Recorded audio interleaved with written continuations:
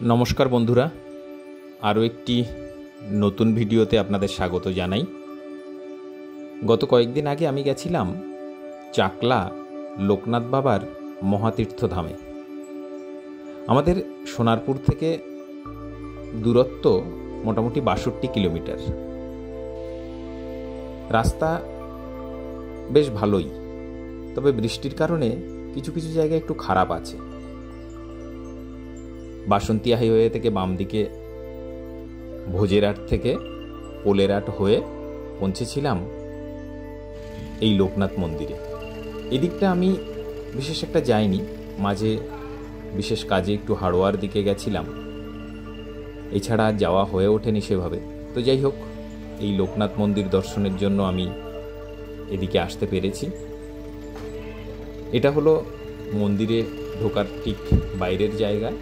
সেখানে গাড়ি পার্কিংয়ের জায়গা আছে, জুতো জমা রাখার জায়গা আছে।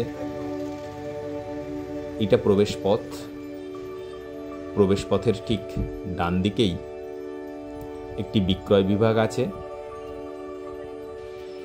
এখানে লোকনাথ বাবার মূর্তি তো আছেই, তার সাথে সাথে আরও অন্যান্য সমস্ত ঠাকুর দেবতার মূর্তি, আনুষঙ্গিক অন্যান্য জিনিসপত্র এখানে কিনতে পাওয়া যায়। এই হলো লোকনাথ বাবার মন্দির। তীর্থযাত্রী, দর্শনার্থী কম বেশি সবারই সমাগম এখানে আছে। এটি হলো মন্দির চত্বর, মন্দিরের সামনের এলাকা। এদিকে যে এই সাদা বিল্ডিং, এখানে নাকি থাকা যায়, তবে বুকিং করে আসতে হয়। এই হলো মন্দিরের পূর্ণাঙ্গ দৃশ্য। ব্রহ্মা, বিষ্ণু, মহেশ্বর তিন মূর্তি বিরাজ করছেন মন্দিরের মাথায়। এই মন্দিরের ভিতরে লোকনাথ বাবার বেশ কিছু মূর্তি আছে।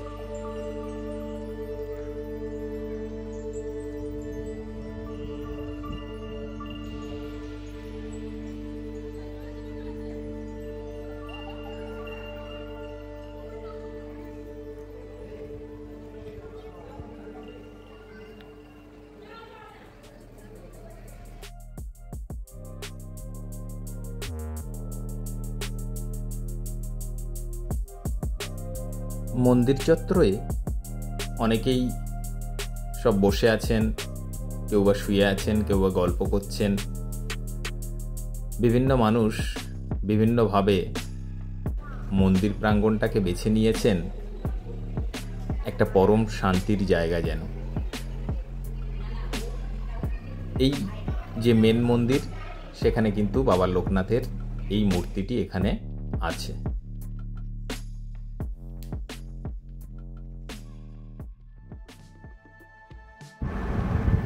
কিছু কিছু বিশেষ দিনে এখানে কিন্তু খুব ভিড় হয়, যে কারণে এখানে কিন্তু লেখাই আছে একান্তে পূজা দেওয়ার লাইন, এবং সেই জন্য কিন্তু ১০০ টাকা, ৫০ টাকা এরকম সব লাইনের ব্যবস্থা আছে।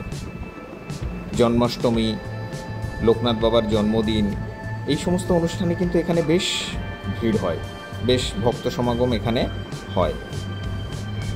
এই দিকের এই যে মন্দির, এখানে লোকনাথ বাবার যে মূর্তি আছে, এই মূর্তিতেই সবাই পূজা দেন। এখানে ঠাকুর মহাশয়রা আছেন পূজার সব সামগ্রী নিয়ে।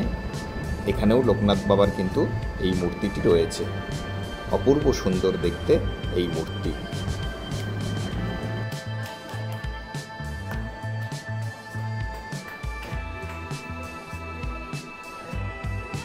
মন্দিরের বাম দিকে আছে প্রসাদ বিতরণ কেন্দ্র।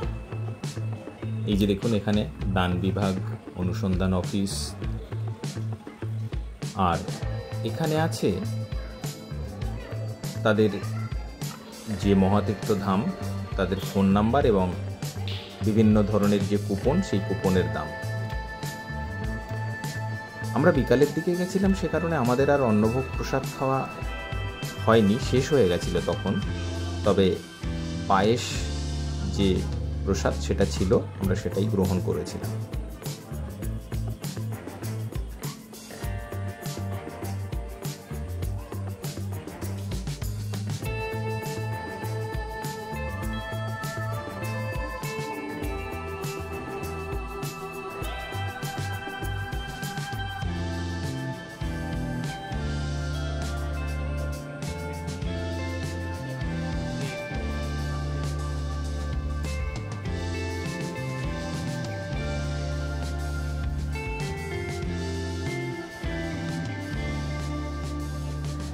মন্দিরের ডান দিক বাঁ দিক দুদিকেই সিঁড়ি আছে, সিঁড়ি দিয়ে যাওয়া যাবে দোতলায়।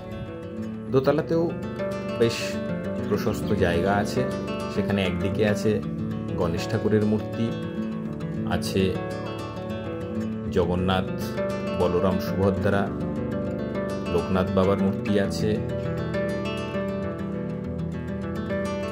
আর একদিকে আছে হর পার্বতীর মূর্তি।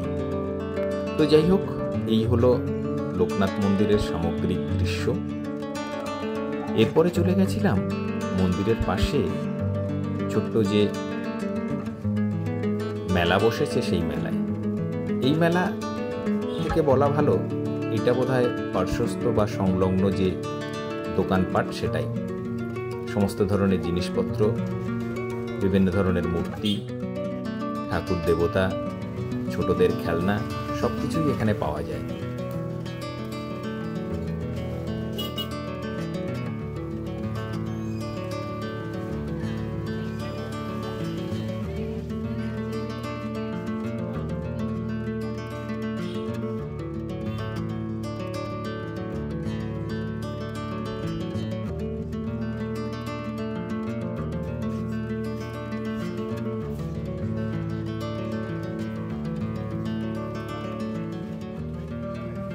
এছাড়া আছে রকমারি সব খাবার দাবার।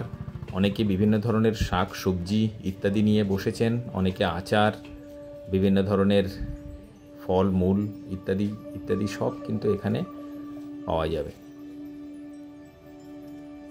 তো যাই হোক, সব মিলিয়ে খুব ভালো সময় কাটালাম। যারা খাদ্যরসিক আছেন তারাও যদি এখানে আসেন, সব ধরনের খাবার দাবার এখানে পেয়ে যাবেন। গাড়ি পার্কিংয়ের জায়গা তো আছে বলেইছি। পার্কিং রেট এখানে দেওয়া আছে, 2 চাকা 10 টাকা, 4 চাকা 50 টাকা। এছাড়া অন্যান্য যে জিনিসপত্র, জুতো, হেলমেট ইত্যাদি ইত্যাদি সব রাখার খুব সুব্যবস্থা আছে। সময় পেলে একবার আসবেন, ঘুরে যাবেন।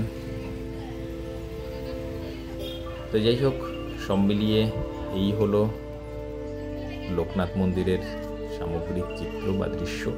যতটা পেরেছি আপনাদের সামনে তুলে ধরার চেষ্টা করেছি।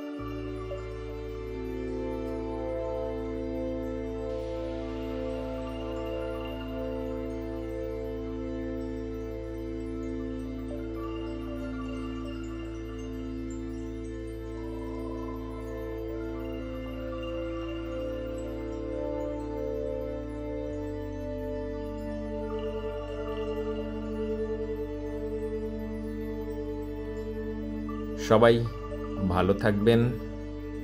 আবার অন্য কোনো না কোনো ভিডিওতে আপনাদের সবার সাথে দেখা হবে।